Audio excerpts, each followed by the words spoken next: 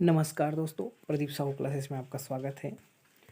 और आज हम एक महत्वपूर्ण टॉपिक लेकर आए हैं, भारत का सामाजिक और आर्थिक भूगोल, जो कि आपकी प्रयोगशाला परिचायक भर्ती जो एग्ज़ाम होने वाला है 800 से प्लस है ना, जो पोस्ट है उसके लिए क्या है, इसमें जो 400 से प्लस पोस्ट है वो आपके प्रयोगशाला परिचायक के लिए, जो कि आपकी बहुत ही इम्पोर्टेंट है दोस्तों। ठीक है, तो चलिए यहाँ से किस टाइप के क्वेश्चन बन सकते हैं उसके लिए हमने लिया है। तो ये जो हमारा है वो आज का जो टॉपिक है वो कृषि क्षेत्र, ठीक है, एग्रीकल्चर, ये है ना, ये छूट गए यहाँ पास। ठीक है, एग्रीकल्चर एरिया मतलब कृषि क्षेत्र से हम लोग संबंधित कुछ एमसीक्यूज प्रश्न देखेंगे दोस्तों। ठीक है, तो चलिए हमारा फर्स्ट क्वेश्चन देखते हैं। ये रहा हमारा फर्स्ट क्वेश्चन। ठीक है, तो यहाँ पर देखिए, कृषि क्षेत्र के अंतर्गत शामिल किया गया है। तो ये आपका 3 क्षेत्र होते हैं अर्थव्यवस्था के क्षेत्र में, कृषि क्षेत्र, उद्योग क्षेत्र और सेवा क्षेत्र। तो ये भी आपका जो कृषि क्षेत्र है वो आपका एक प्राथमिक क्षेत्र के अंतर्गत आता है ना। तो इसके अंतर्गत कौन कौन सा शामिल है और नहीं है इसके बारे में पूछा गया है। तो यहाँ देखिए कौन सा शामिल किया गया है। तो ऑप्शन ए है पशुपालन, वानिकी, उद्योग, विनिर्माण, पशुपालन, वानिकी, मत्स्य पालन, रेशम कीट पालन। ठीक है, या सी देखिए पशुपालन, वानिकी, विनिर्माण या सेवा क्षेत्र है ना, या डी देखिए इनमें से कोई नहीं। तो बताइए दोस्तों इसमें से कौन सा आपका आंसर होगा।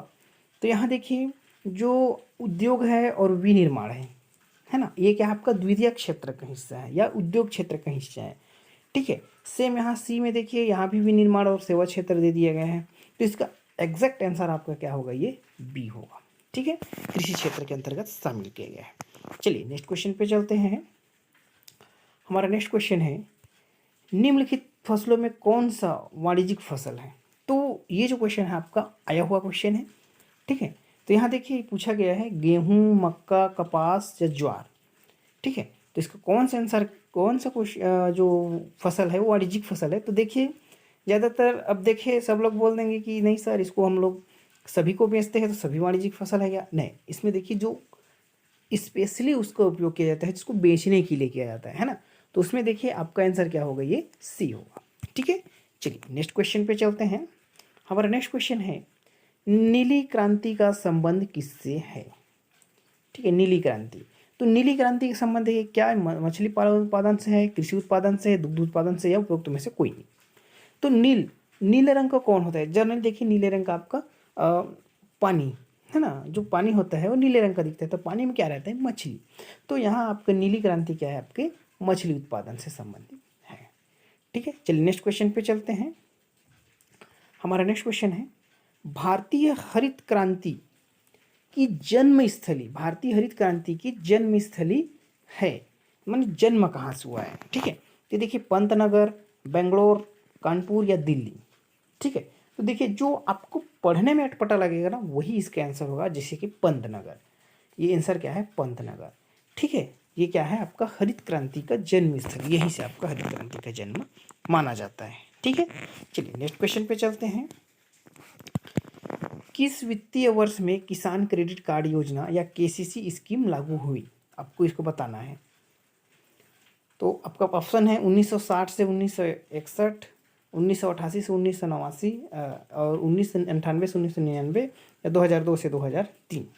तो कौन सा इसका सही आंसर होगा।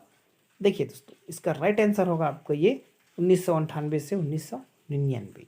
ठीक है, चलिए नेक्स्ट क्वेश्चन पे चलते हैं।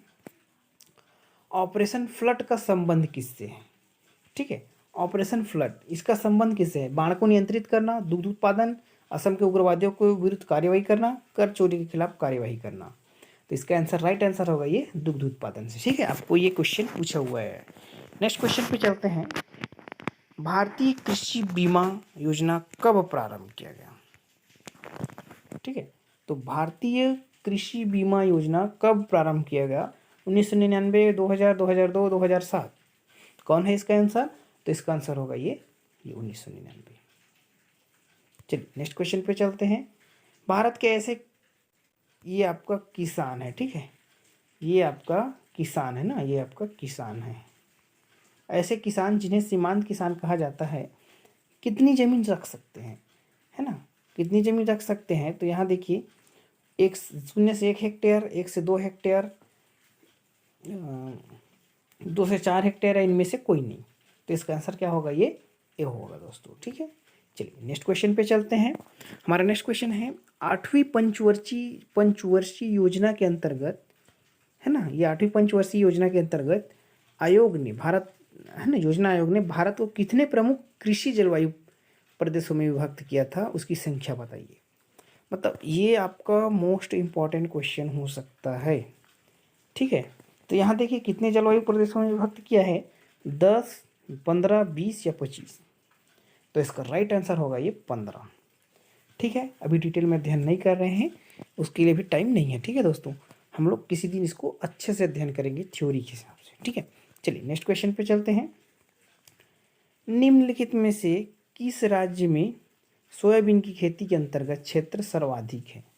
मतलब किस सर्वाधिक क्षेत्र में क्या है आपका सोयाबीन की खेती होती है ना।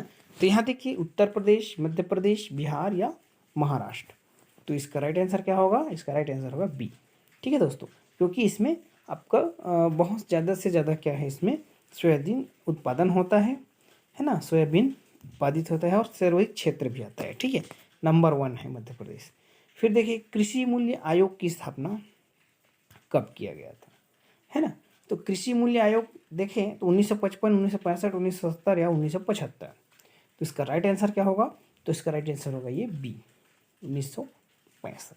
ठीक है, चलिए नेक्स्ट क्वेश्चन पे चलते हैं। हमारा नेक्स्ट क्वेश्चन है भारतीय कृषि अनुसंधान संस्थान कहाँ पर स्थित है। ठीक है, थोड़ा इसका पेन का कलर देख लेते हैं, थोड़ा सा उतना खास नहीं दिख रहा है, लाइट है ना, अब दिखेगा। देखिए कहाँ पर स्थित है, देखें दोस्तों, तो ये देहरादून, बंगलोर, कोलकाता या नई दिल्ली। इसका राइट आंसर बताइए। तो देखिए ज़्यादातर लोग क्या मानेंगे, ये देहरादून होगा, लेकिन नहीं दोस्तों, देहरादून नहीं होगा इसका आंसर होगा ये नई दिल्ली। ठीक है, देहरादून आपका उसका याद नहीं आ रहा है, लेकिन थोड़ा सा कमेंट में बता देना। ठीक है, जिसको पता होगा देहरादून किसका मुख्यालय है, या तो मैं कमेंट में डाल दूंगा। ठीक है, फिर देखिए नेक्स्ट क्वेश्चन है खाद्यान्नों के समर्थन मूल्य की संस्तुति देता है। संस्तुति देता है मतलब रिकमेंड करता है कि इतना आप लोग रखे करके। तो क्या है, पहला योजना आयोग, कृषि मंत्रालय, सिंचाई विभाग या कृषि लागत एवं मूल्य आयोग। ठीक है, इसी को आप देखिए इसका आंसर होगा ये डी, राइट आंसर है। इसको CACP के नाम से जाना जाता है ना, CACP के नाम से जाना जाता है। ठीक है, इसका हमने देखा है इसका कब स्टार्ट हुआ है, तो 1965 हुआ है ना। चलिए नेक्स्ट क्वेश्चन पे चलते हैं। भारत की किस क्रांति को रक्तहीन क्रांति के रूप में जाना जाता है। ठीक है, रक्तहीन क्रांति के रूप में आया, दुग्ध क्रांति, हरित क्रांति, सॉफ्टवेयर क्रांति या आंदोलन क्रांति, है ना। तो इसका राइट आंसर होगा दोस्तों ये डी। ठीक है, भूदान ग्राम दान आंदोलन को रक्तहीन क्रांति के रूप में जाना जाता है। नेक्स्ट क्वेश्चन है हमारा, बागवानी फसल में किसे शामिल नहीं किया गया है। देखिए किसे शामिल नहीं किया गया है, आपको याद रखिए, शामिल किया गया है उसको नहीं, शामिल नहीं किया गया है उसको बताना है। तो देखिए फल, पुष्प, सब्जी या कपास। तो ये जो आपका 3 है, फल, पुष्प और सब्जी, ये तीनों क्या है, बागवानी फसल के अंतर्गत आता है। सुगंधित तेल हो गया, है ना, मसाला हो गया, ये सब इसके अंतर्गत आता है। चाय भी आता है ना, चाय, कॉफ़ी, है ना। लेकिन आपका ये जो कपास है वो क्या है, बागवानी फसल के अंतर्गत नहीं आता। तो आपका एग्जैक्ट आंसर होगा ये डी। नेक्स्ट क्वेश्चन पे चलते हैं। राष्ट्रीय बीज नीति की घोषणा किस वर्ष हुआ था। ठीक है, बीज, है ना। तो इसका ऑप्शन है आपका वर्ष 2000 में, वर्ष 2000 में, वर्ष 2002 में, 2004 में या 2008 में, है ना। तो इसका आंसर आप मेरे को कमेंट में बताना। ठीक है, ये आपके लिए क्या है, आपका होमवर्क है दोस्तों। ठीक है, कमेंट करके ज़रूर बताइएगा कि इसका आंसर क्या है।